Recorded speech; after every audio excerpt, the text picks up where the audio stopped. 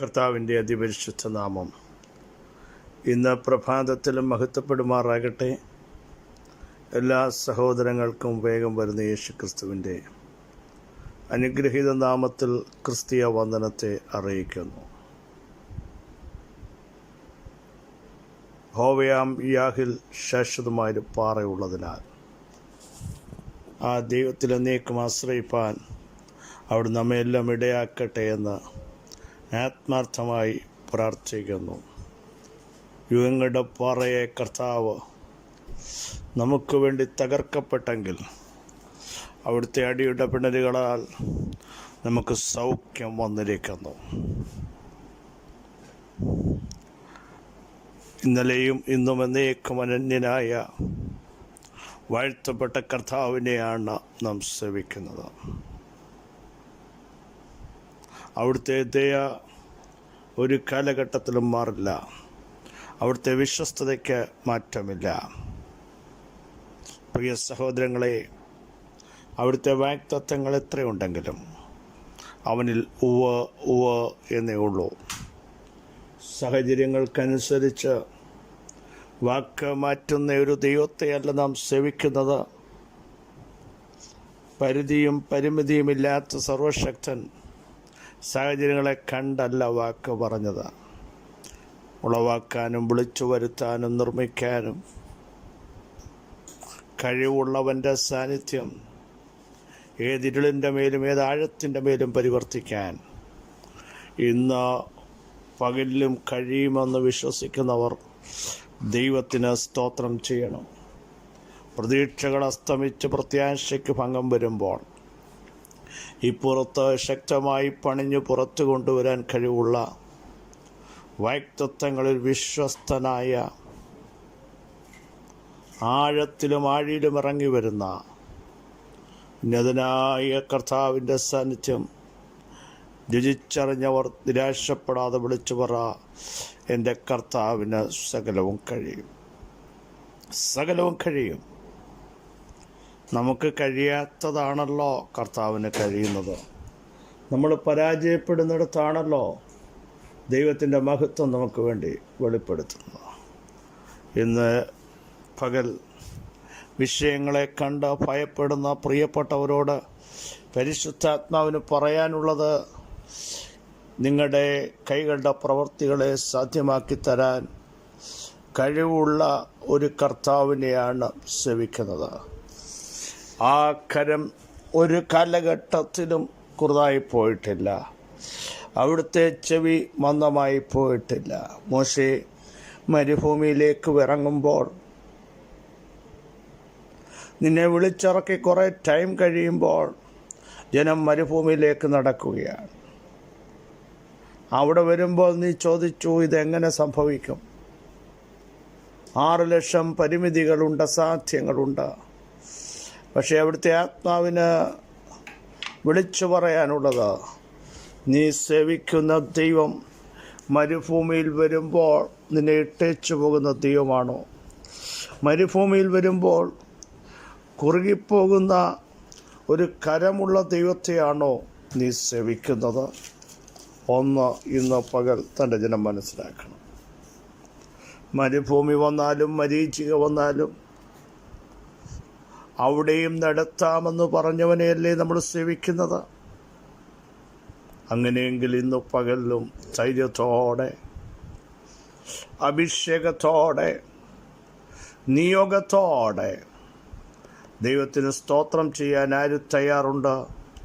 അവരെ ശക്തീകരിക്കാൻ, അവരെ ബലപ്പെടുത്താൻ, അവരെ ഉപയോഗിക്കാൻ, അവരുടെ കുടുംബങ്ങളെ പണിയാൻ, തകർന്നിരിക്കുന്ന അവകാശത്തിന്മേൽ വെളിപ്പെടുന്ന ദൈവമഹത്വത്തിന് വേണ്ടി ഇന്ന് പകൽ നമുക്ക് ദൈവത്തോട് പ്രാർത്ഥിക്കാം. സെക്കറിയ പ്രവചനം 1-ാമത് അധ്യായം 13-ാമത് വാക്യം.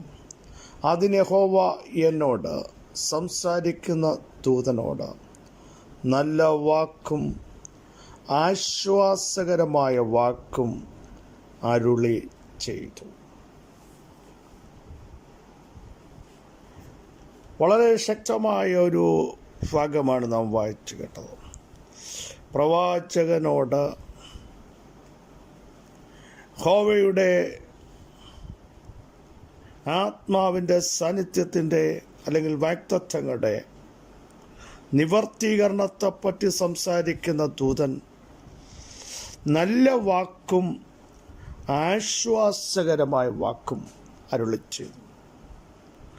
അപ്പോൾ അതിനു മുമ്പ് ഇവർ കേട്ട വാക്കുകൾ നല്ല വാക്കുകളല്ല, ആശ്വാസകരമായ വാക്കുകളുമല്ല. ആശ്വാസം നഷ്ടപ്പെട്ടവരും പ്രത്യാശയ്ക്ക് ഭംഗം വന്നവരും പുറത്തുനിന്ന് കേൾക്കുന്ന വാക്കുകൾ വേദനിപ്പിക്കുന്ന വാക്കുകളുടെ നടുവിലായിരിക്കുന്ന തൻ്റെ ജനത്തോട് പരിശുദ്ധാത്മാവിന് ഇന്ന് പകൽ നല്ല വാക്കുകൾ ഞാൻ പണിയുമെന്നും ഞാൻ പ്രവർത്തിക്കുമെന്നും ഞാൻ തീഷ്ണതയുള്ള ദൈവമാണെന്നും ഞാൻ നിങ്ങളെ ഉപേക്ഷിക്കത്തില്ലെന്നും ചിതറിപ്പോയ എൻ്റെ ഭൃഷ്ടന്മാരെ ഞാൻ കൂട്ടിച്ചേർക്കുമെന്നുള്ള നല്ല വാക്കും ആശ്വാസകരമായ വാക്കും വെളിപ്പെട്ടു വരുന്ന പ്രത്യേക നിമിഷമത്രേ. അടയപ്പെട്ടത് തുറക്കുമെന്നും നിന്ദിക്കപ്പെട്ട ഇടത്ത് ചണ്ടിക്കൂമ്പാരമായിരിക്കുന്നിടത്ത് ഇടിക്കപ്പെട്ട ഇടത്ത് തന്നെ പണിയപ്പെടുമെന്നും എൻ്റെ ജനത്തെ ഞാൻ കൈവിടത്തില്ലെന്നും പറയുന്ന ആശ്വാസകരവും നല്ലതുമായ വാക്കുകൾ ഇന്ന് പകൽ നിങ്ങളുടെ തലമുറകൾക്ക് വേണ്ടി വരുന്നു, നിങ്ങളുടെ ഔദ്യോഗിക മേഖലകൾക്ക് വേണ്ടി വരുന്നു, നിങ്ങളുടെ ശരീരത്തിന് വേണ്ടി വരുന്നു. നോക്കൂ, ഇവിടെ ശക്തമായി ദൈവത്തിൻ്റെ ആത്മാവ് അരുളി ചെയ്യാനുള്ള കാരണം അതിനു മുമ്പുള്ള 1-2 വാക്യങ്ങൾ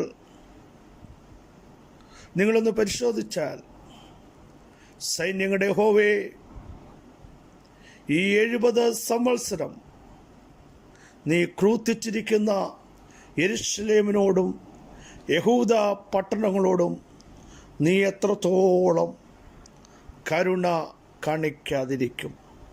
പ്രവാസത്തിൽ നട്ടം തിരിഞ്ഞ് വേദനിച്ച് സ്വസ്ഥത നഷ്ടപ്പെട്ട് എല്ലാ മേഖലകളിലും തലകുനിക്കപ്പെടുമ്പോൾ ഇപ്പുറത്തൊരു ചോദ്യം, ദൈവമേ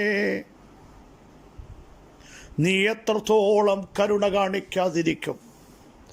ഇന്ന് പകൽ ചില ചോദ്യങ്ങളുടെ നടുവിൽ ദൈവത്തിൻ്റെ ഒരു മറുപടി ഉണ്ടാവും.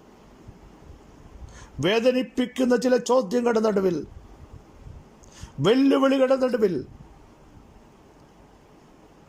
സ്വസ്ഥത നഷ്ടപ്പെട്ട നാളുകളായി സമാധാനം നഷ്ടപ്പെട്ട ചിലരുടെ പ്രാർത്ഥനയുടെ നടുവിൽ ഉയരത്തിൽ നിന്ന് ആശ്വാസകരവും നല്ലതുമായ ചില മറുപടികൾ നിങ്ങളുടെ ശരീരത്തിനു വേണ്ടി, നിങ്ങളുടെ തലമുറയ്ക്ക് വേണ്ടി, കുടുംബജീവിതത്തിനു വേണ്ടി, മിനിസ്ട്രിക്ക് വേണ്ടി പരിശുദ്ധാത്മാവ് ഇന്ന് പകൽ ചെയ്യാൻ ആഗ്രഹിക്കുന്നു. വിശ്വസിക്കുന്നവർ ഇന്ന് പകൽ ഈ ദൂതേറ്റെടുത്ത് സ്തോത്രം ചെയ്യട്ടെ. ഇനിയും ഈ പ്രവാസം അവസാനിക്കുമോ? ഇനിയും ഒരു മടങ്ങി വരവുണ്ടോ? ഇനിയും സമാധാനത്തിൻ്റെ സമർത്ഥി ഞങ്ങൾക്കുണ്ടാകുമോ? എവിടെ നിന്ന് ഒരു ഉദ്ധാരണമുണ്ടാകും? നാളുകൾ തകർക്കപ്പെട്ടും ക്ലേശിക്കപ്പെട്ടും ഒതുക്കപ്പെട്ടും അടയ്ക്കപ്പെട്ടും പുറപ്പെടുവാൻ കഴിയാതെ കേൾക്കുന്ന ജനത്തോട് പരിശുദ്ധാത്മാവിന് നിങ്ങളുടെ പ്രാർത്ഥനയുടെ മുമ്പാകെ, നിങ്ങൾ സ്വയം ചോദിച്ച് നെടുവേർപ്പെടുന്നതിൻ്റെ മുമ്പാകെ കൈവിടാത്ത ഒരുവൻ ഇറങ്ങി വന്നിട്ടുണ്ട്. അവൻ്റെ പേര് നസറേയേശു.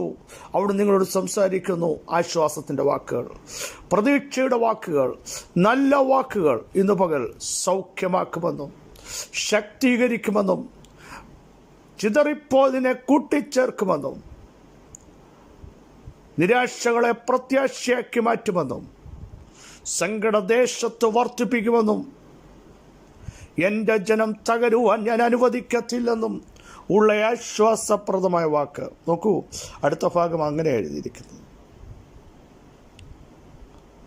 ഇങ്ങനെ ചോദ്യം ചോദിച്ച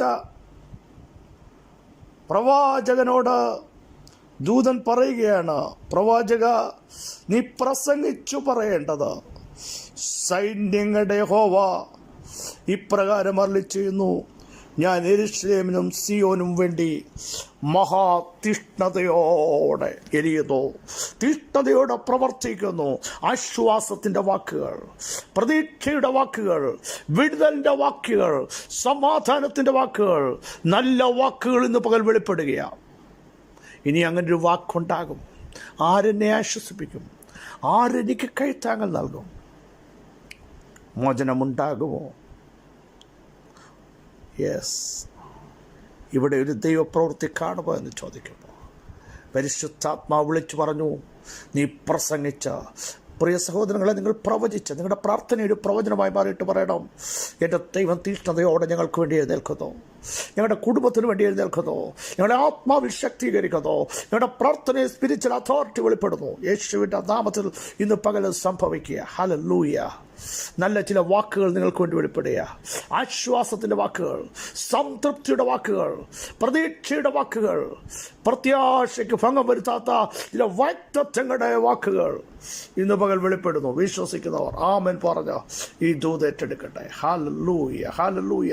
സർവശക്തനായ ദൈവമേ, ചോദ്യങ്ങളുടെ മുമ്പാകെ കുഴങ്ങിപ്പോയ തൻ്റെ ജനത്തോട് ഇന്ന് പകൽ ഉത്തരമായി നല്ല ചില വാക്കുകൾ അങ്ങ് പുറപ്പെടുവിച്ചിരിക്കുക.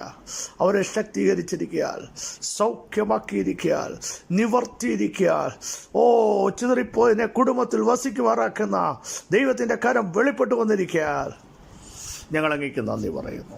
ഈ ബലത്തോടെ, ശക്തിയോടെ ഞങ്ങളെ നയിക്കും. സകല മഹത്വം അങ്ങേക്ക് യേശുവിൻ നാമത്തിൽ തന്നെ. ആമേൻ, ആമേൻ, ആമേൻ. പ്രിയ സഹോദരങ്ങളെ, നമുക്ക് വേണ്ടി ചില വാക്കുകൾ, പ്രതീക്ഷയുടെയും പ്രത്യാശയുടെയും ചില വാക്കുകൾ, ആത്മാവിൻ്റെ ചില വാക്കുകൾ അവിടുന്ന് ഇന്ന് പകലും വെളിപ്പെടുത്തുന്നു. വിശ്വസിക്കുന്നവർ ദൈവത്തിന് സ്തോത്രം ചെയ്യൂ. ഈ വചനങ്ങളാൽ കർത്താവ് നിങ്ങളെ സഹായിക്കട്ടെ. ക്രിസ്തുവിൽ നിങ്ങളുടെ സഹോദരൻ പസ്ബി ജുമൻ.